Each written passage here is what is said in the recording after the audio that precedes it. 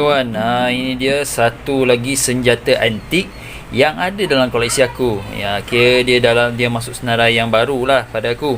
Tapi dia barang antik. Okey, ini aku perolehi daripada saudagar tempatan yang bernama Khairul Izham.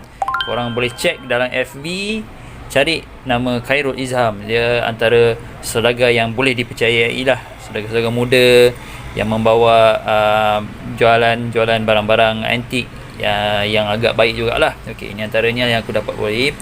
Okey, ini dipanggil sebagai rencong. Rencong Aceh. Cuma beza rencong ni, dia unik dekat dia punya hulu. Kalau mengikut rujukan catatan daripada aku lihat dalam carian online, okey, ini dipanggil sebagai rencong pedoi. So dia rencong ni ada, tak silap aku, ada 4 jenis. So salah satunya adalah rencong pedoi. Selalunya kalau kita tengok kebiasaan rencong, dia pada yang hulu dia ni ataupun gagang, dipanggil gagang, dia akan ada dia punya hujung gagang dia. Dipanggil sebagai ujung gagang. Dia ada macam bentuk L kan. Ni tak ada, ni lain. Ini agak bulat, bentuknya seperti hulu buah terung. Aku boleh namakan sebagai hulu buah terung lah, sebab kita kat sini kalau di Malaysia ni yang bentuk hulu sini atau gagang ni adalah dipanggil sebagai hulu buah terung. Bentuk macam sebiji macam terung kalau kamu perasan. Dia dah berikat dengan kain ni sebenarnya tak ada apa-apa, jangan ada rasa-rasa wasangka apa-apa.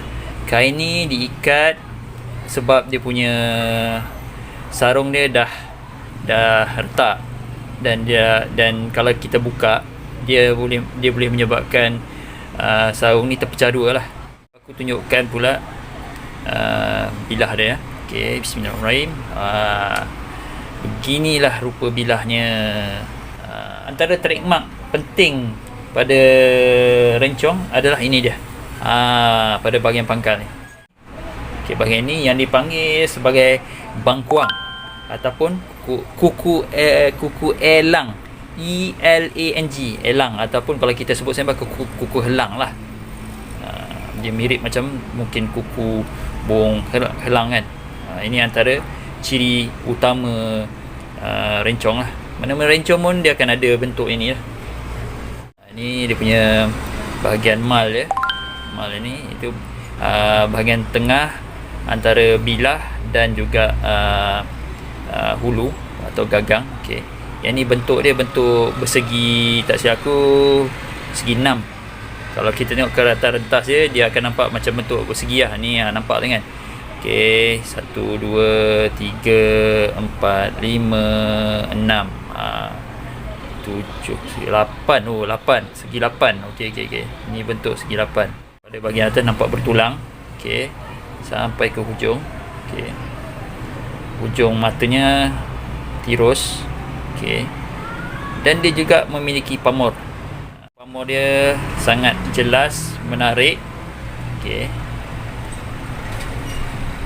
sampai ke hujung memang penuh dengan pamor. Okey, kita tengok di bahagian sebelah pula. Yang bahagian sebelah ni dia menarik sebab pamor dia ada macam kesan miang. Pamor miang, aku rasa miang perak ataupun miang belian, sebab kalau di bawah cahaya dia akan berkilau-kilau. Ni dia ada sedikit lah miang perak atau miang belian situ. Kalau kita tengok bilah ni pula, mata ada sebelah saja. Belakang ni dia tebal.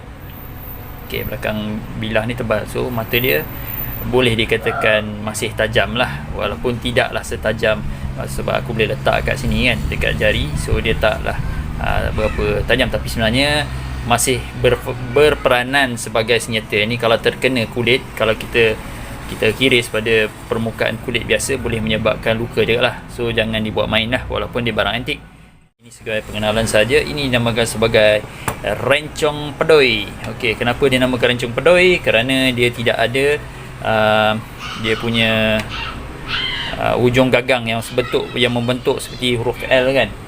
So dia ada, untuk pengetahuan umum juga, ada 4 jenis, 3 jenis tak silap aku. Nama dia rencong mempucuk atau mencungik, dan juga pedoi. So yang aku ada ni, yang ni lah, pedoi. Okey kawan, sekian, terima kasih.